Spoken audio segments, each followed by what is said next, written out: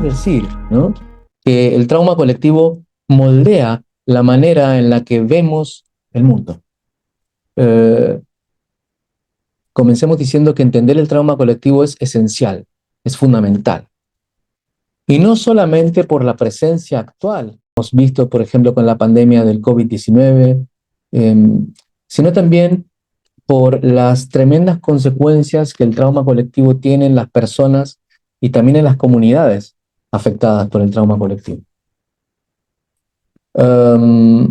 Estas consecuencias a las personas que trabajamos con trauma o con personas que pueden estar digamos, vinculadas a procesos de violencia, nos competen tremendamente.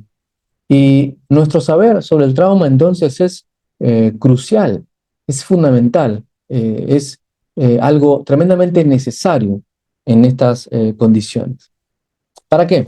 Bueno, para poder acompañar adecuadamente a las personas. Las personas que viven trauma, lo último que necesitan es una retraumatización, ¿cierto? Uno de los factores, si no el que más incide en la retraumatización, es la ineficacia, la inoperancia, la ignorancia dentro de los sistemas de atención al trauma.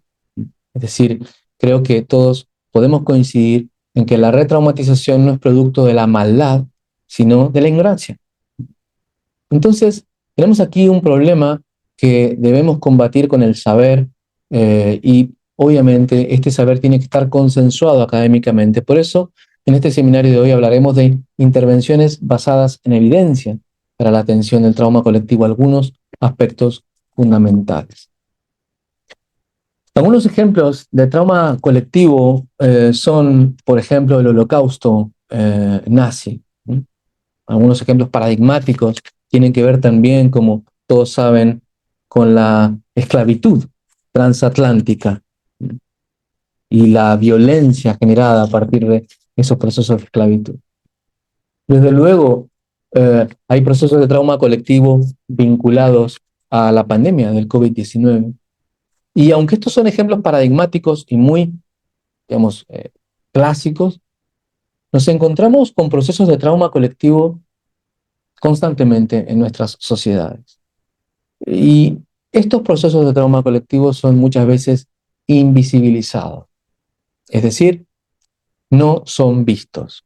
Y una de las cosas que quiero comentarte en el seminario de hoy es que no son vistos precisamente porque no tenemos muchas veces la capacidad de mirar estos fenómenos, las lentes adecuadas para poder ver estos fenómenos. Es decir, no porque no existan, sino porque no sabemos cómo mirarlos. Así que en este seminario comenzaremos el día de hoy diciendo que el trauma colectivo y el trauma individual son diferentes. Son dos elementos que están al mismo tiempo, pero que pueden ser y deben ser tratados de manera diferenciada. También diremos que para poder trabajar con el trauma colectivo es esencial poder comprender qué es la violencia y cómo la violencia se vincula de una u otra manera al trauma colectivo. También en este seminario diremos que el trauma colectivo, aunque es colectivo, no es idéntico para cada persona. El trauma colectivo afecta a los seres humanos de manera diferenciada. Y hablaremos hoy también de esta perspectiva de interseccionalidad para poder entender esa manera diferenciada en la que el trauma colectivo afecta a los seres humanos. Y por último, hablaremos de 5 estrategias de trabajo con el trauma colectivo, 5 recomendaciones basadas en evidencia a partir de un texto con el que trabajaremos hoy, que describe estas intervenciones y cerraremos con algunas recomendaciones para los profesionales que acompañan procesos de trauma. Cuando hablamos de trauma colectivo nos referimos a una vivencia de impacto, ¿no?, a una experiencia que se suma, como hemos visto en otras ocasiones, a 2 elementos que constituyen al trauma.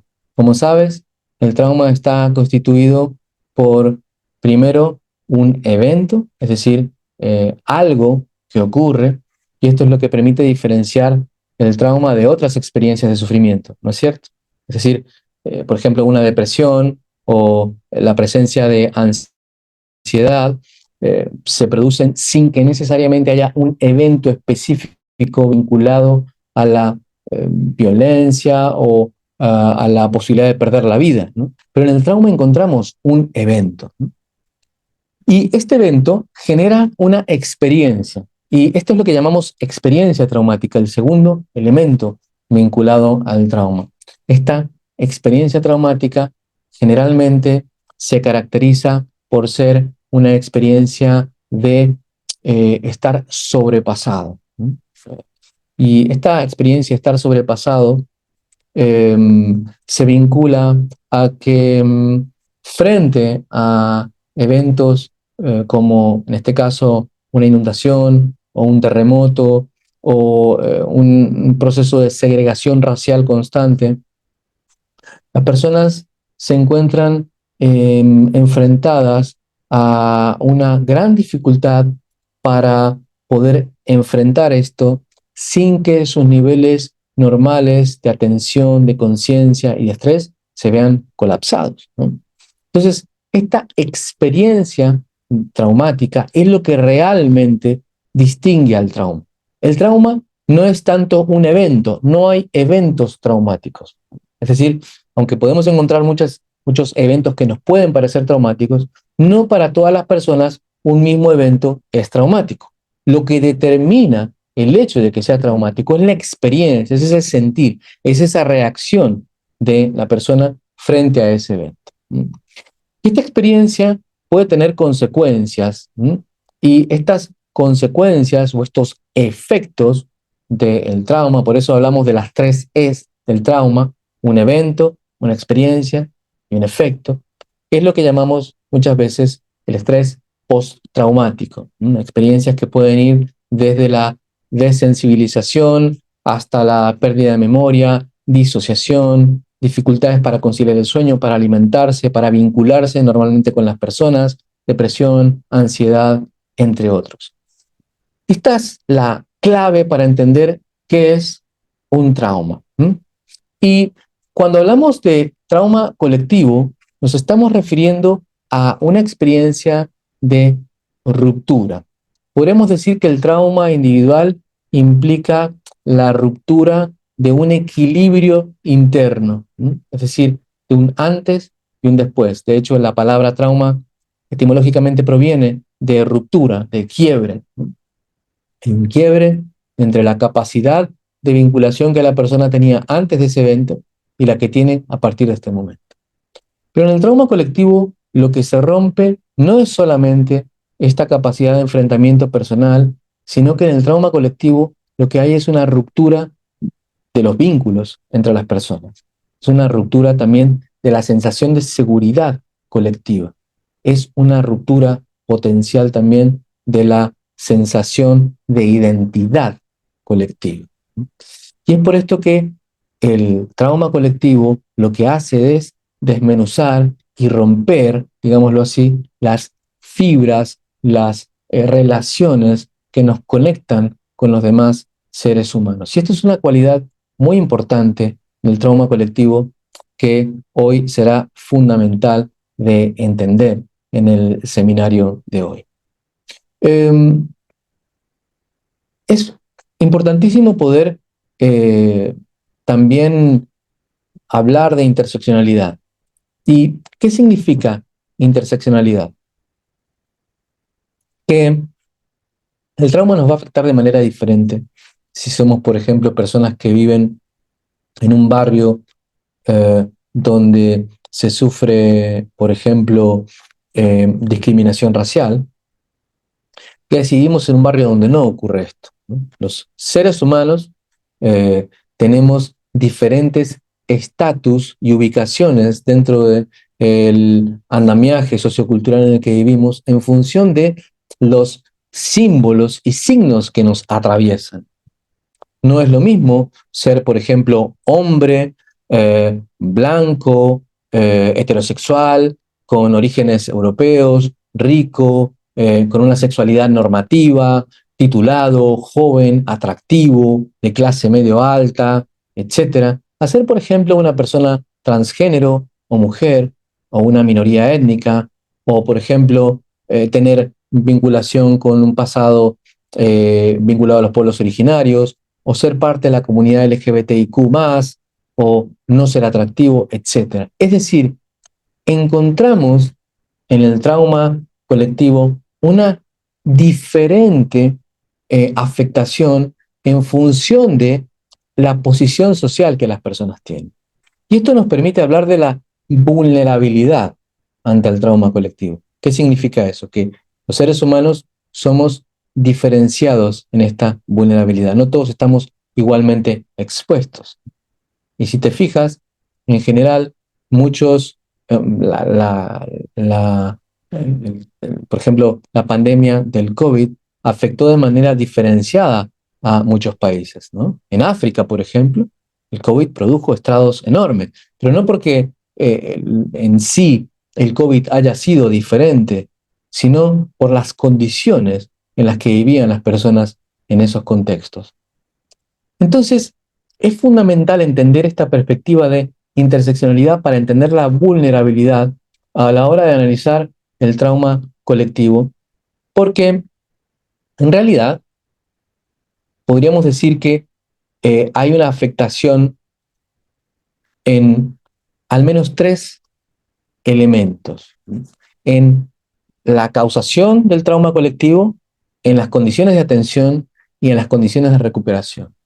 Eh, no es lo mismo vivir en un barrio pobre que vivir en un barrio rico, una ciudad, ¿no? Cuando se produce, por ejemplo, un terremoto, cuando se produce una pandemia, etcétera, vemos que hay diferencias, ¿no? También hay diferencias en las condiciones de atención, es decir, la disposición de servicios que las personas tienen en función de si viven en zonas ricas, que están más cerca de los hospitales, que están más cerca, por ejemplo, de los sistemas de salud. Hay muchos países, por ejemplo, donde la salud está totalmente privatizada y entonces las personas tienen acceso a la salud sí y solo si tienen con qué pagar esa salud. Entonces, las personas pobres, eh, cuando sufren un trauma colectivo, están mucho más expuestas que las personas que tienen dinero. Y también la localización. No es lo mismo vivir en la periferia de las ciudades a vivir en las ciudades. En general, los traumas colectivos que afectan zonas rurales son mucho más devastadores, no por el tipo de trauma, sino muchas veces por las condiciones de estos lugares que dificultan la atención. Y esto influye también en la recuperación a mediano y largo plazo. O sea, que también hay una recuperación diferenciada en función de dónde vivan las personas. Las personas que viven, por ejemplo, en zonas pobres o marginadas, muchas veces no reciben los mismos recursos que las personas que viven en zonas urbanas, zonas de ciudad, ¿no? Y también hay una gran influencia de la memoria y el seguimiento que se haga en el trauma colectivo. Mientras más acompañamiento y más reconstrucción de la memoria histórica haya después de un trauma colectivo, más fácil va a ser que las personas puedan integrar ese trauma y salir adelante. Entonces, como vemos, el trauma colectivo depende también de esta perspectiva de interseccionalidad, de esta diferente ubicación que las personas tenemos eh, y la magnitud con la que va a afectar a las personas depende de ese lugar social que encontramos. Y la estadística nos dice que en general las personas que viven situaciones de vulnerabilidad, que están abajo en la curva de la interseccionalidad que te mostré, no solamente están más expuestas a sufrir un trauma, sino que además son personas que históricamente tienen más probabilidades de haber sufrido un trauma en la infancia. Bullying, abusos sexuales, detenciones arbitrarias, violencia. Es decir, que nos encontramos aquí con que las personas que están o forman parte de una minoría o que viven en una situación de vulnerabilidad, una vez más, es importante que desarrollemos esa mirada que nos permita ver a estas personas, van a tener un mayor riesgo también de retraumatización. esos momentos. Y esto es muy importante a la hora de hacer un análisis de los riesgos en las personas, ¿no? Entonces, trauma colectivo no significa trauma idéntico. Significa que una experiencia que afecta de manera diferenciada tiene algo en común. Y ese algo en común debe ser trabajado con métodos específicos para poder desarrollar la resiliencia e integrar el proceso de trauma. Eh, Quiero mostrar un ejemplo de un texto publicado en el 2022, en donde podemos ver aquí la manera en la que a nivel individual hay tres grandes características o elementos que se señalan como la raza, el género y la edad o la maduración de estas personas. Pero el género, la raza y la maduración van a determinar cuán expuestos estamos al trauma, ¿no? Cuán expuestos estamos a poder recuperarnos de él. Eh, pero no solamente eso. Hay factores que tienen que ver con, por ejemplo, la familia. Y esto implica el cuidado mental de los padres, la etnia, si viven discriminación, si, por ejemplo, han tenido experiencias de racismo o sexismo, eh, y involucra también a la comunidad en la que viven las personas. Eh, por ejemplo, los estereotipos que los docentes tienen sobre los alumnos, sobre los hombres, sobre las niñas, sobre los alumnos transgéneros. También si en la comunidad ha habido abusos sexuales, si hay segregación en las escuelas. Esto va a determinar también el nivel de afectación que el trauma produce, ¿no? Y también si hay seguridad, y esto va a ser muy importante, ahora verás cuando hablemos de trauma colectivo, porque es muy importante poder recuperar la experiencia de seguridad después de un trauma colectivo. Si hay, digamos, una sociedad, por ejemplo, en la cual los medios de comunicación racializan a las personas, tienen estereotipos negativos de género, por ejemplo, si el sistema judicial es más o menos corrupto o no. Y por último, a nivel también global, los eventos históricos. Hay comunidades, por ejemplo, que históricamente se han ubicado en ciertos lugares del país o de tu país y que históricamente han vivido discriminación, por ejemplo, ¿no? Y que históricamente han vivido, por ejemplo, eh, trauma histórico, por pertenecer, por ejemplo, a los pueblos originarios o por ser pobres, ¿no? Aquí en España, por ejemplo, el pueblo gitano ha sido históricamente, ¿no? Un objeto, ¿no? de violencia cultural, ¿no? De estereotipos negativos, solo por poner un ejemplo. Y los pueblos originarios son un ejemplo de muchos lugares de Latinoamérica. Entonces, acá tenemos un ejemplo de cómo esta interseccionalidad se podría ver en la vida cotidiana, ¿no? Y entonces no da igual, aunque vivamos todos un trauma colectivo, la afectación es diferenciada. Um, Quisiera también que podamos detenernos un momento para analizar eh, el daño de la experiencia traumática colectiva. Cuando se produce un trauma, podríamos decir que hay algunos signos o síntomas que aparecen. Y me encantaría invitarte a que en el chat, por ejemplo, puedas poner qué signos, qué síntomas crees que aparecen cuando una persona vive una experiencia traumática.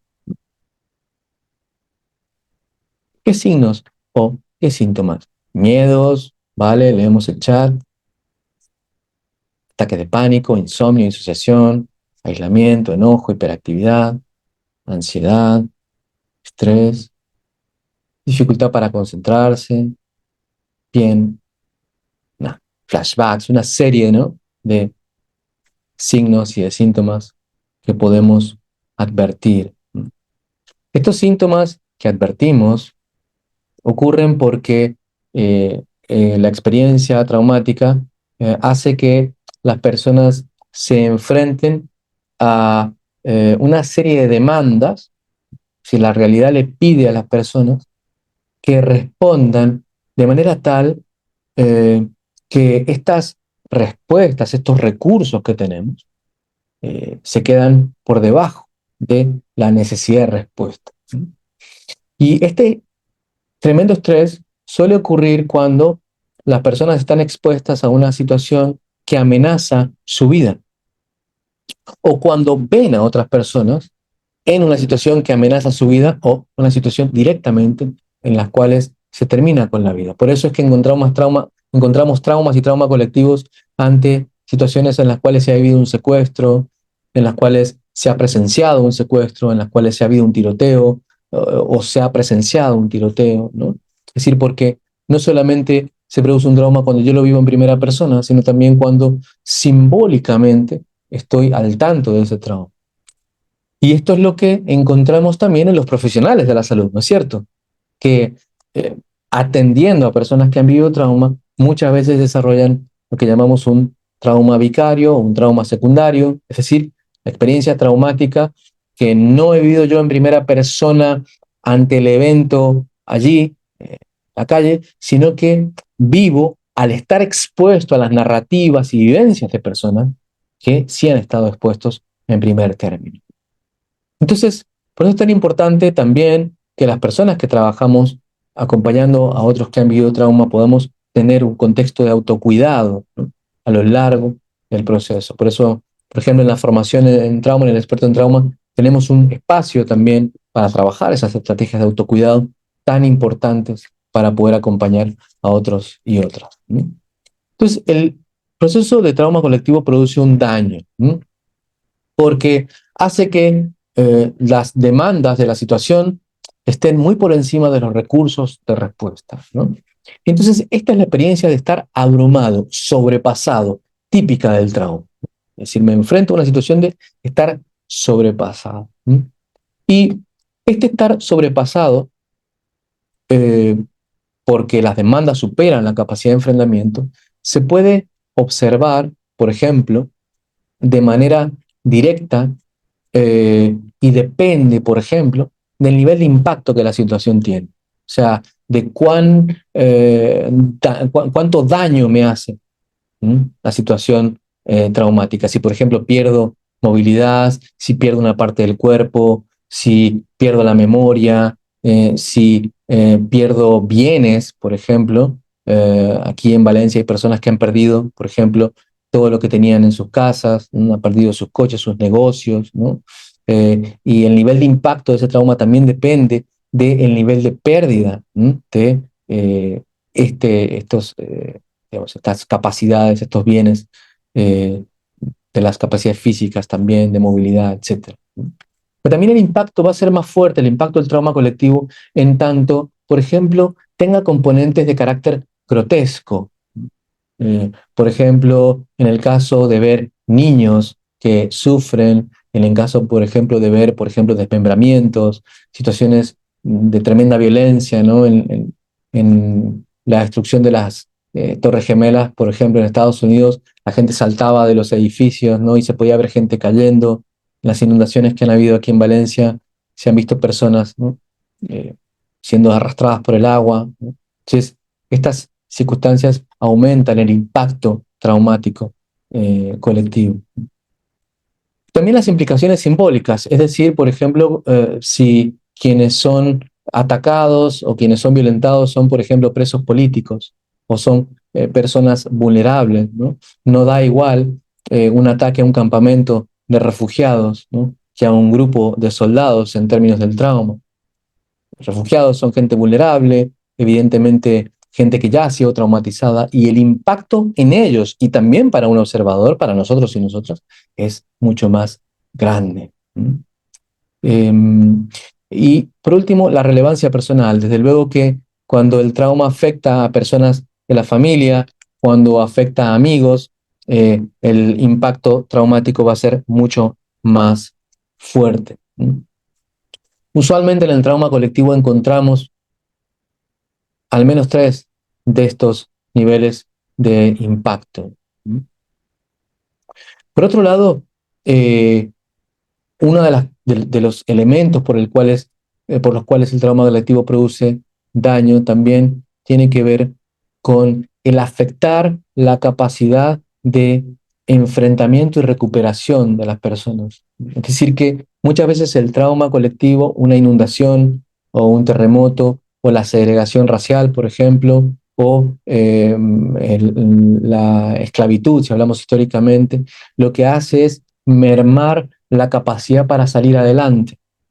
Cuando yo, por ejemplo, me quedo sin trabajo, cuando yo pierdo los elementos para poder ir al colegio, cuando ya no hay carreteras, ¿no? Cuando pierdo mi pasaporte, cuando se destruyen los elementos para vincularme con los demás, entonces esto hace que el trauma colectivo sea más profundo también. Por eso es tan importante en las situaciones de trauma colectivo poder trabajar rápidamente para disminuir lo máximo posible que se produzca una devastación en la capacidad de enfrentamiento. Mientras más sientan las personas que son capaces de enfrentar la situación de violencia, la situación adversa, más posibilidades hay de que la recuperación sea mejor, sea más rápida.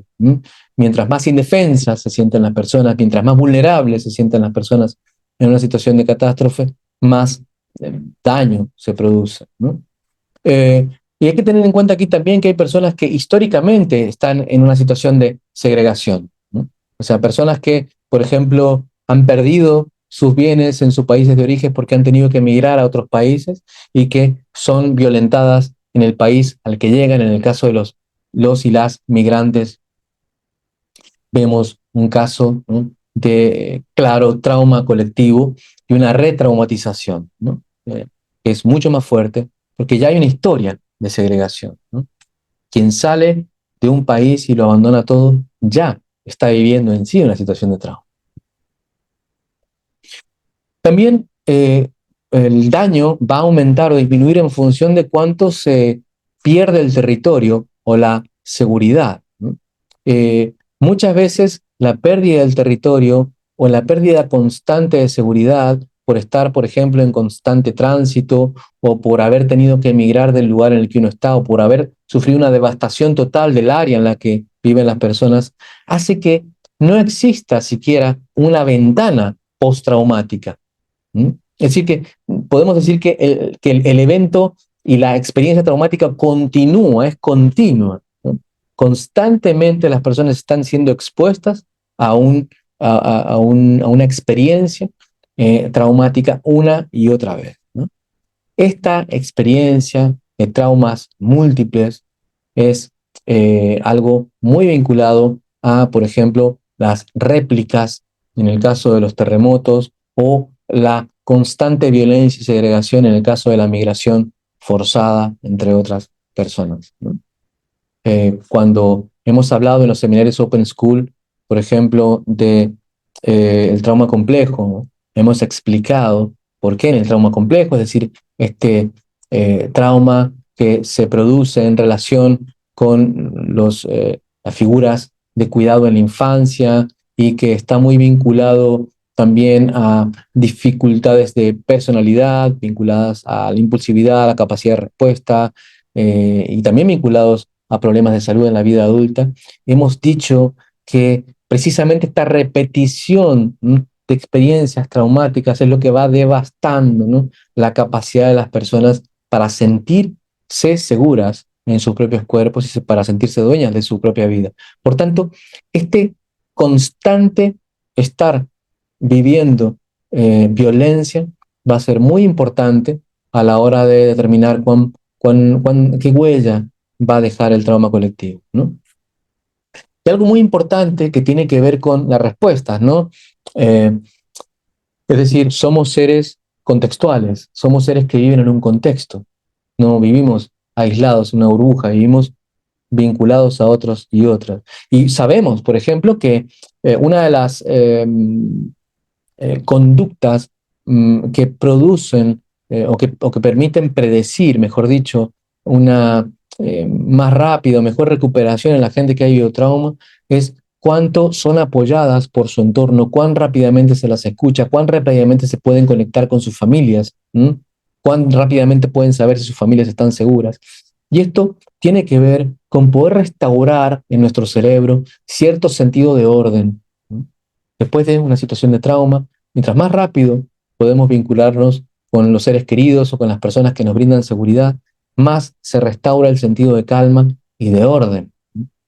Y acá, por eso es tan importante el papel de las entidades encargadas de brindar justicia, de responder a estas situaciones de trauma colectivo, ya sea a través de brindar recursos o de acompañar a las personas. Es decir, el trauma colectivo en gran medida se produce porque no hay un acompañamiento adecuado de las personas que han vivido trauma.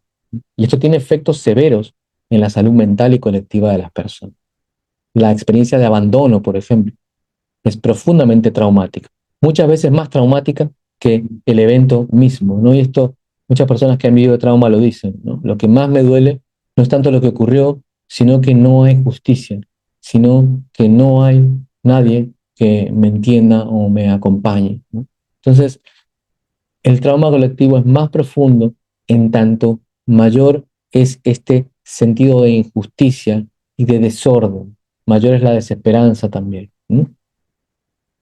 Um, y entonces, esto nos lleva a una segunda cuestión que tiene que ver con qué sabemos científicamente sobre la posibilidad de acompañar a las personas que han vivido trauma colectivo de una manera responsable, ética y también de una manera que nos permita tener cierta seguridad. Bueno, um, básicamente, en las investigaciones tienen una visión que obviamente es diversa, pero que apunta a señalar al menos 5 estrategias fundamentales en el caso de trauma colectivo. Y yo hablaré ahora de este texto y sobre todo de intervenciones a nivel individual y también a nivel, digamos, colectivo. Pero podríamos resumirlas en primero, promover un sentido de seguridad en las personas y en las comunidades. Esto es una primera intervención fundamental.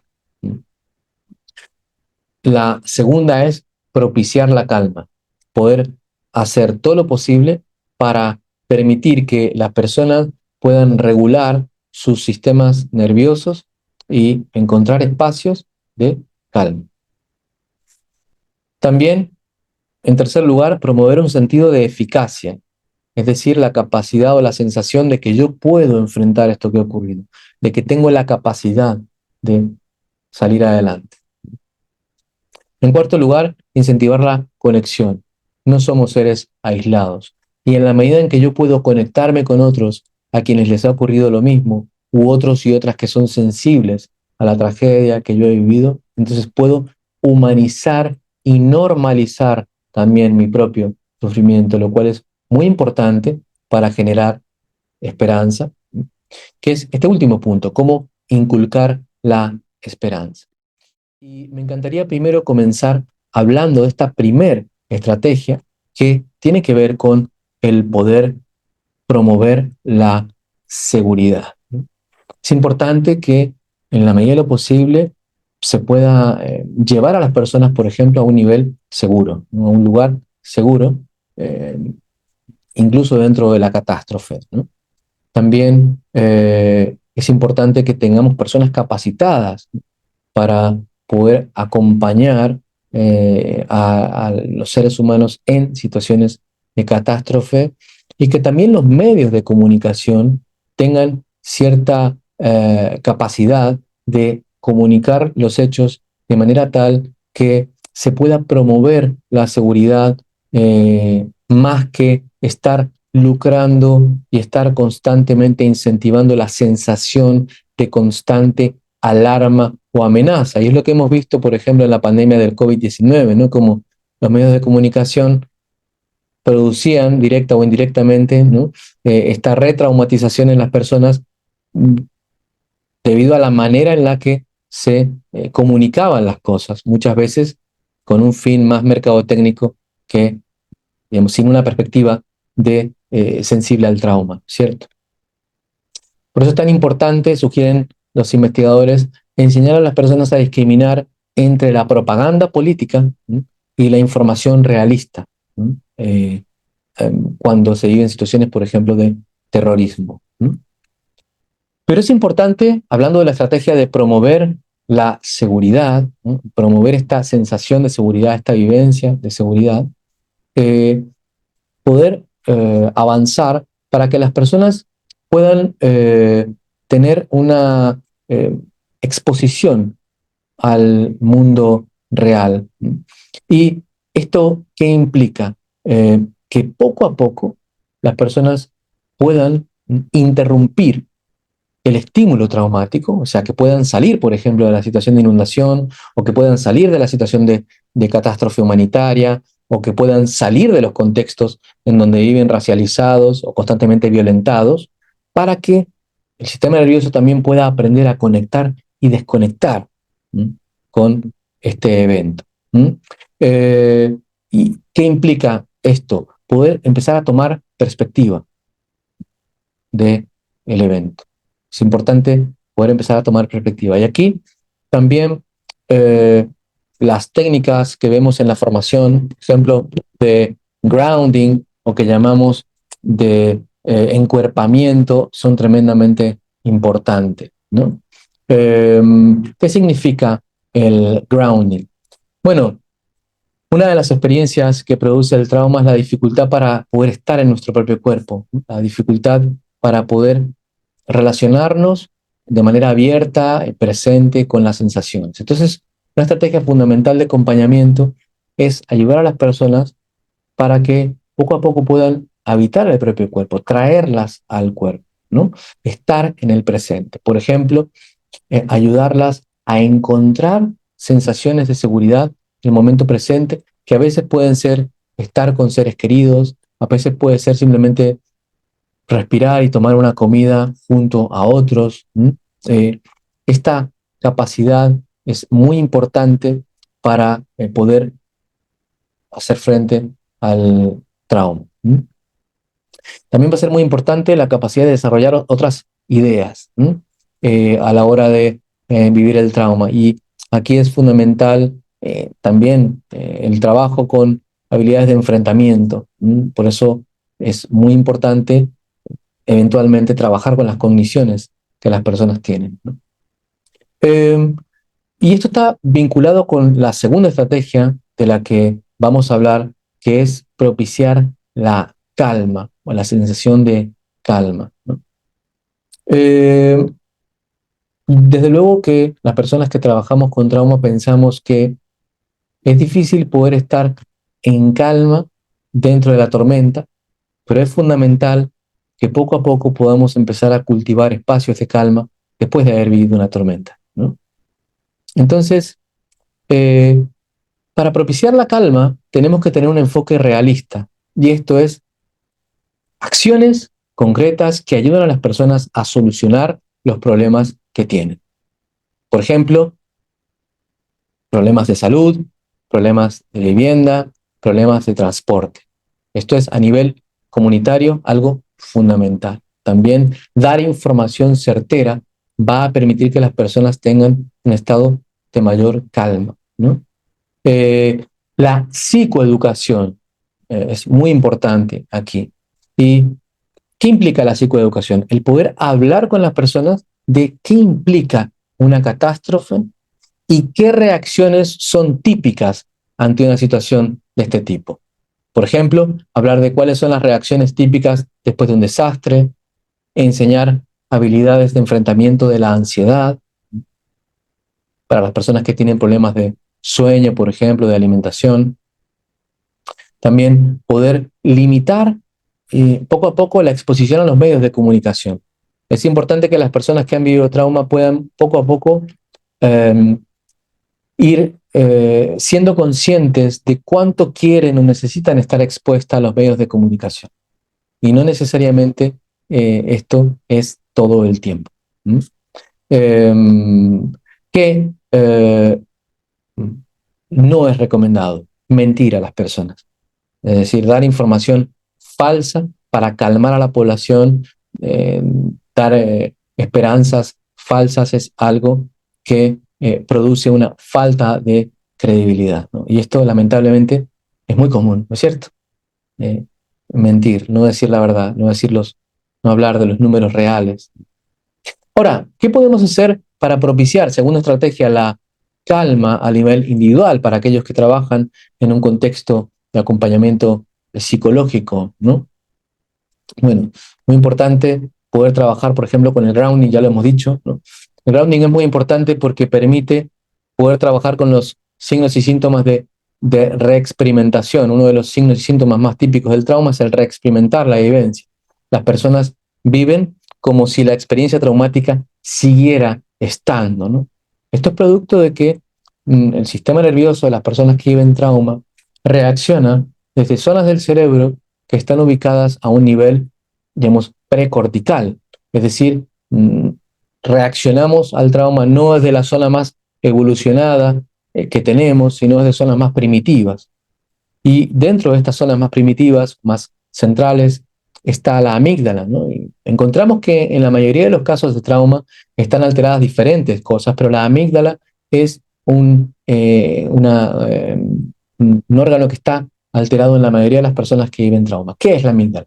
La amígdala es esta zona de nuestro cerebro que se encarga de captar el peligro, ¿no? Es algo así como un detector de humo del peligro. Y ocurre que cuando vivimos trauma, este detector de humo parece continuar encendido, ¿no? No se apaga. Todo el tiempo nos está diciendo que estamos en peligro y esto es lo que genera muchos de los síntomas postraumáticos, la sensación de no poder descansar, de no poder estar seguro, ¿no? Entonces, la, la capacidad de los seres humanos para pensar es algo que es tremendamente importante, pero muchas veces cuando estamos viendo un trauma no es muy útil. Por esto es que las personas que viven trauma, aunque piensen en lo que ha ocurrido y aunque piensen en cómo hacer, lo que se suele provocar es un mayor estado de ansiedad, ¿no? Siendo cada vez más ansioso, cada vez más desesperado, cada vez tengo una mayor dificultad para calmarme, ¿no? Hay una parte de nuestro cerebro que podemos decir que está muy vinculada a la ínsula, es una parte encargada de la relación entre las sensaciones corporales y la amígdala. Es decir, parece que a través de la ínsula sí que podemos calmar la amígdala. Si parece que al tomar contacto con las sensaciones corporales y generar una sensación de seguridad, una sensación, valga la redundancia, una experiencia sentida de seguridad, entonces mi amígdala comienza a calmarse. Y esta es la clave en el trabajo, en el tratamiento postraumático, ¿no? Tratamientos postraumáticos vinculados al trabajo somático contextual hoy por hoy. Esto lo vemos a profundidad en el experto en trauma, por supuesto, ¿no? Pero aquí, por el tiempo, quiero compartirte lo importante que es este aspecto, ¿no? Y muchas técnicas de respiración, de mindfulness, de relajación muscular, incluso el yoga, pueden permitir este trabajo. Por eso son incorporadas a los protocolos de trabajo hoy por hoy. Es decir, porque a través de ciertos movimientos, a través del tapping, por ejemplo, la respiración, podemos enseñar a las personas a producir esta sensación de calma y poder poco a poco calmar la amígdala, ¿no?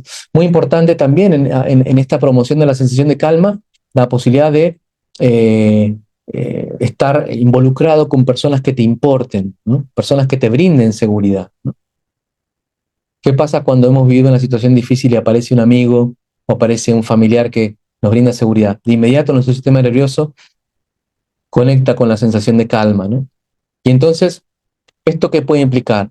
Estar con amigos, escuchar música que te calme, ver una película, ver una comedia, por ejemplo, hacer ejercicio.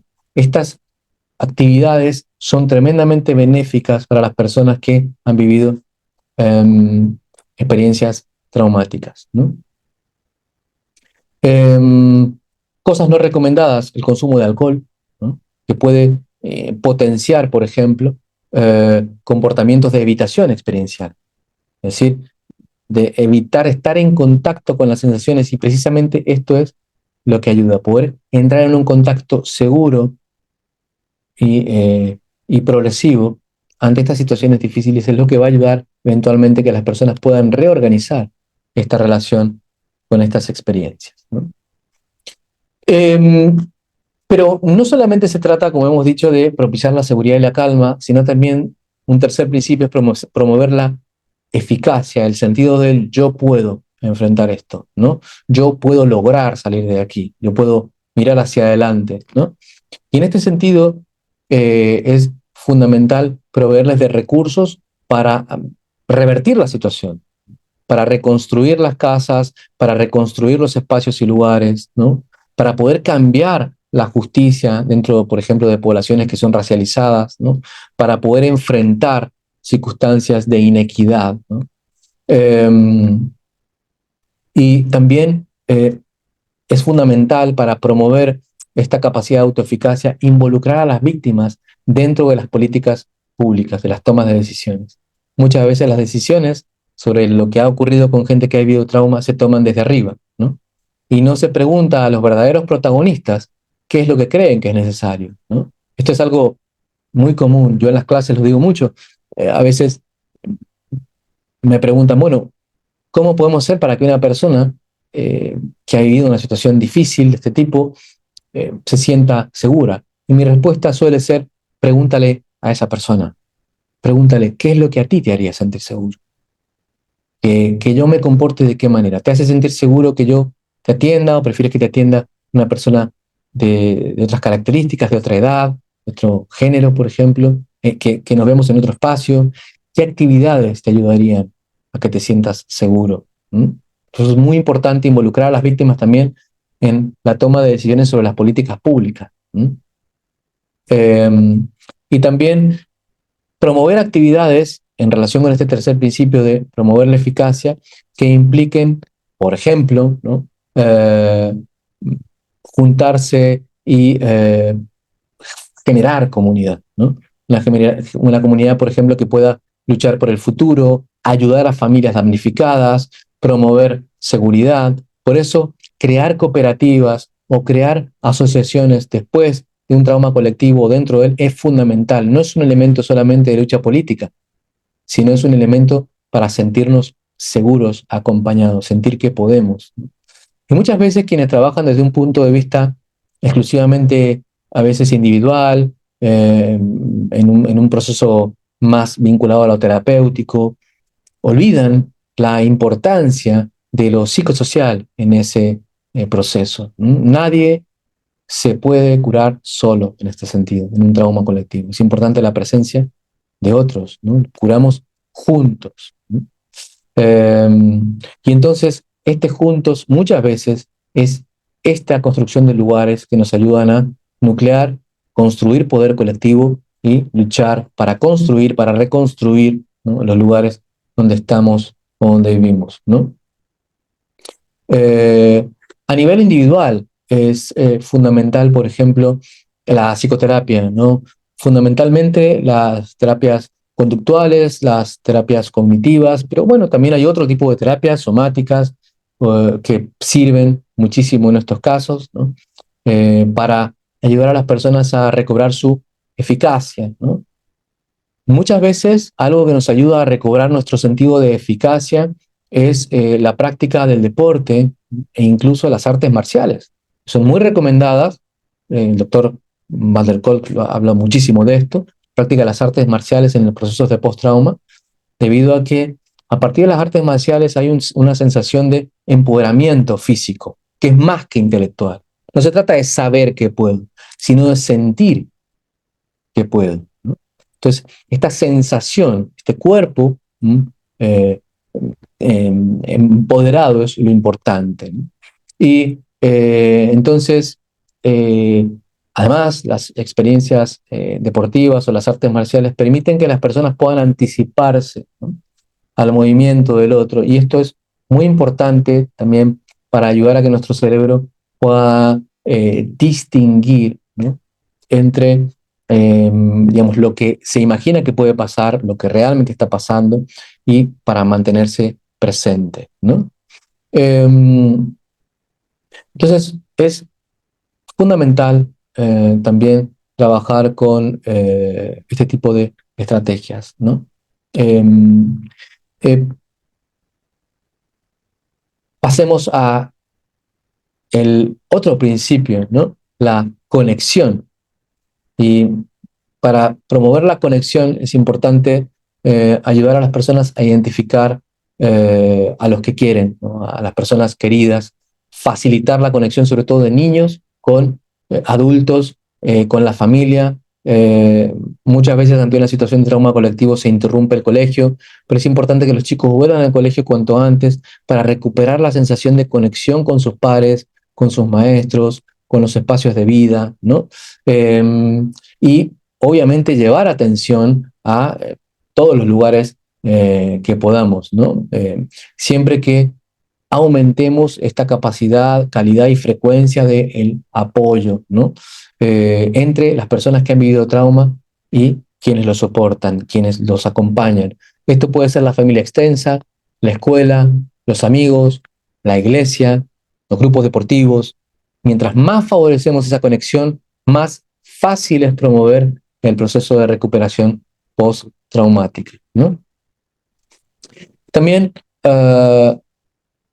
importantísimo identificar qué personas no cuentan con soporte. Ya hemos hablado de la interseccionalidad y sabemos que hay personas que por la vulnerabilidad, por situaciones de pobreza, por situaciones de marginalidad, son culpados, viven situaciones de minimización, incluso pueden ser atacados después de un proceso de trauma. En estos casos es importante identificar a estas personas, brindar un apoyo específico, ¿no?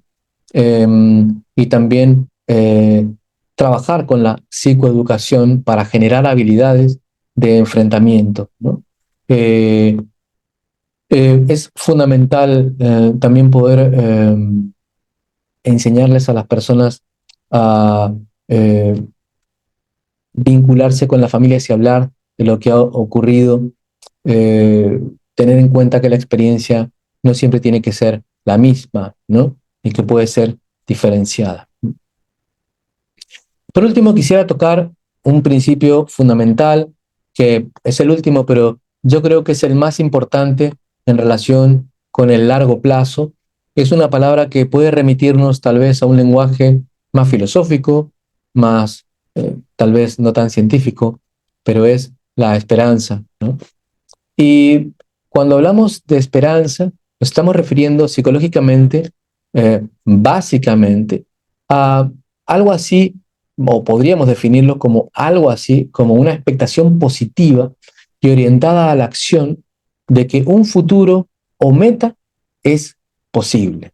Esto es lo que pudiéramos llamar esperanza en este contexto, ¿no? La expectación de que un futuro es posible.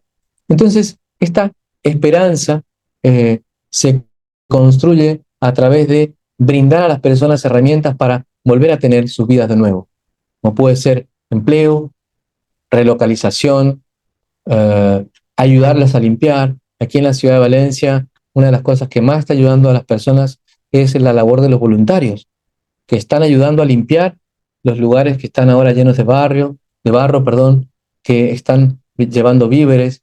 Esto no es solamente una ayuda en tanto entrega de bienes, sino que es promover un sentido de esperanza. Es decir, aún hay personas buenas que están ahí, que pueden ayudarme a construir una vida diferente. Y esto es crucial después de un proceso de trauma.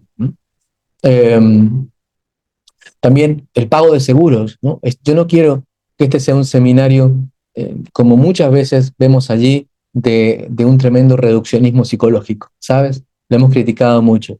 Se puede ser tremendamente eficiente en el trabajo de acompañamiento en trauma, que creo que es lo que enseñamos en el experto, eh, sin caer en este reduccionismo. Y se puede tener en cuenta que el trauma implica también un trabajo a nivel colectivo. ¿M? Y los profesionales que trabajan con trauma, maestros, médicos o médicas en lugares de atención, digamos, de crisis, psicoterapeutas, etcétera, ¿no? Porque en realidad el trauma está en todos lados y todos debiéramos tener cierto conocimiento sobre él, no es específico, ¿no? de una sola área, ¿no? Lamentablemente el trauma está en las escuelas, en las iglesias, está en las familias, en las instituciones policiales, en las cárceles, ¿no? En todos lados, a diferencia de lo que a veces suponemos, creemos que el trauma está solo en las consultas psiquiátricas, ¿no? El trauma está en todos lados, lo que pasa es que no lo identificamos. Desde esta perspectiva, es muy importante entonces generar esta idea de que acompañar el trauma es mucho más que el trabajo individual, es mucho de eso, pero es sobre todo un trabajo para ayudar a reconstruir la vida de las personas y requiere habilidades que están muy por encima de lo que clásicamente entendemos el acompañamiento post-trauma. Muy importante entender eso. Entonces, es importante también ayudar a que las personas se encuentren medios de búsqueda de justicia cuando se han producido catástrofes que son, por supuesto, judicializables. La mayoría lo son, ¿no? Otra vez escuchaba a alguien de Médicos Sin Fronteras, personas que trabajan aquí en España y en todo el mundo, y también Psicólogos Sin Fronteras que están aquí en España, en otros lugares, y que me encantan. Y decían, la mayoría de las catástrofes pueden ser naturales, pero generalmente tienen un componente humano, todas. Y es cierto, hay un componente humano en todas, ¿no? Entonces es muy importante trabajar con ese componente humano en la promoción de una economía sana, también vincular a las personas con recursos a nivel nacional e internacional para que puedan reconstruir su vida y finalmente algo fundamental, crear enfoques informados en trauma. ¿Qué significa enfoques informados en trauma? Bueno, significa que dentro de las organizaciones se generen cambios para advertir y para trabajar con el trauma en las personas independientemente si son organizaciones de salud mental o no. Que las escuelas puedan ser lugares en donde se conciba el trauma, se entienda que hay poblaciones que son traumatizadas, violentadas históricamente, nos ayuda a identificar a esas personas y a brindarles un tratamiento mejor y una mejor calidad de vida. Entonces, este proceso de construir o transformar las organizaciones en organizaciones informadas en trauma es fundamental como estrategia de salud a nivel de todos los países. No es suficiente con el trabajo en consulta. Entonces, transformar las organizaciones en organizaciones informadas en trauma no significa que todos trabajemos psicoterapéuticamente con el trauma, sino que todos podamos entender la importancia del trauma, qué es el trauma, cómo canalizarlo, cómo atenderlo y cómo hacer para no, sobre todo, retraumatizar.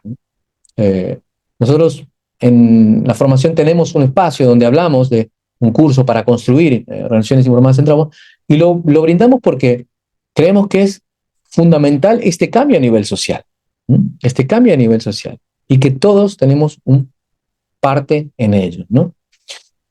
A nivel individual, por último, para promover entonces esta esperanza, ¿no? Este sentido cognitivo de que cambios futuros son posibles y que tengo la capacidad de lograrlos, ¿no?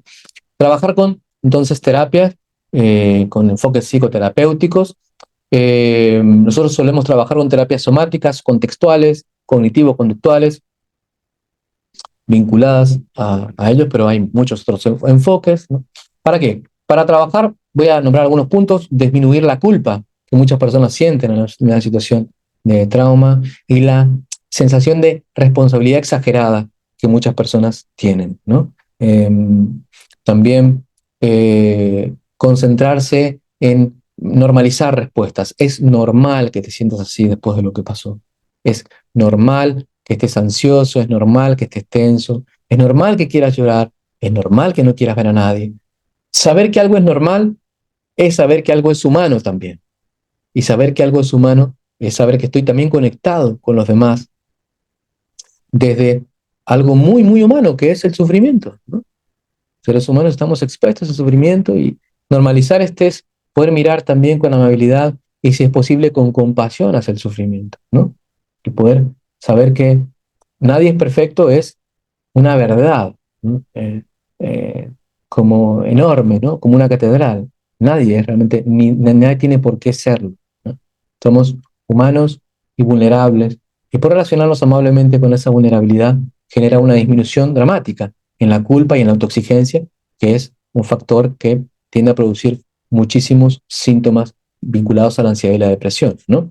también poder trabajar con la capacidad de visión realista de uno mismo, eh, trabajar con miedos irracionales que pueda haber, con el autocuidado y el autocontrol después de una situación de trauma. Sabemos que el trauma afecta el autocuidado y afecta, muchas personas que han vivido trauma pueden tener comportamientos impulsivos, ¿no? Eso es fundamental, un buen análisis. Y por último, en esta recomendación que estamos haciendo conforme al texto este de Offol, es con niños y adolescentes poder trabajar con la prevención temprana y ejercicios que puedan promoverles una mejor capacidad de aprendizaje, motivación y planeación, ¿no? Y quisiera terminar hablando de algunas recomendaciones para los profesionales implicados a la hora de vincularse con el trauma colectivo. Y estas son, la primera, pensar que es fundamental un enfoque que incluya los aspectos sociales y culturales del trauma, cuando trabajamos con el trauma colectivo, ¿no? Pero es fundamental también un enfoque que incluya el trabajo individual terapéutico, ¿no? Y lamentablemente vemos que allí fuera es uno u otro. Es muy importante cruzar estos enfoques a través de la mancuerna profesional, a través de la interdisciplina también. Es fundamental, ¿no? Un enfoque que atienda los síntomas y signos a nivel individual del post-trauma, pero que también atienda a la colectividad y la capacidad de recuperación y conformación y revisión de su historia y proyecto de vida, ¿no? En segundo lugar, muy importante incluir el proceso de transformación de las organizaciones, de organizaciones a organizaciones informadas en trauma. Organizaciones donde se pueda identificar el trauma, donde se pueda entender qué es, entender cómo comportarse con alguien que vive trauma y acercar a estas personas a los recursos que les permitan tener una mejor calidad de vida. ¿Para qué? Para no retraumatizar. Sabemos que muchas de las retraumatizaciones se producen precisamente en los centros en donde las personas buscan seguridad, ¿no? Como la policía, como la escuela, como los hospitales. Hay una crisis tremenda en relación con esa necesidad, y es muy importante entonces trabajar como segunda recomendación, entonces promover en las organizaciones donde estamos ese enfoque informado en trauma.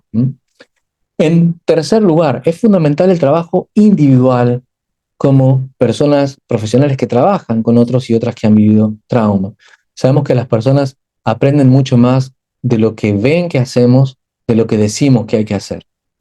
Y entonces, si no estamos cómodos en nuestro propio cuerpo, si no estamos preparados o preparadas para poder mantenernos presentes, si no podemos empatizar, si no tenemos una capacidad de, digamos, estar en nuestros propios cuerpos y vincularnos sanamente con él, va a ser muy difícil que podamos promover esta seguridad en las demás personas.